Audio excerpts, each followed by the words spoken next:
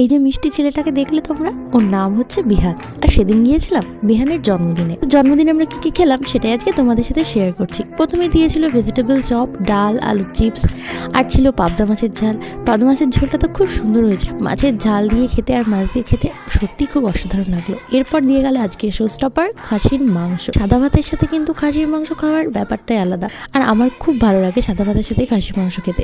আর মাংসটাও খুব সুন্দর ছিল, খুব টেস্টি, নরম, তুলতুলে, একদম হাত দিলেই ভেঙে যাচ্ছে। খাওয়া দাওয়া তো আছে, কিন্তু তার সাথে কিন্তু আমরা আজকের দিনটা খুব মজা করে কাটিয়েছিলাম। আমি, আমার বর আর আমার শাশুড়ি গিয়েছিলাম।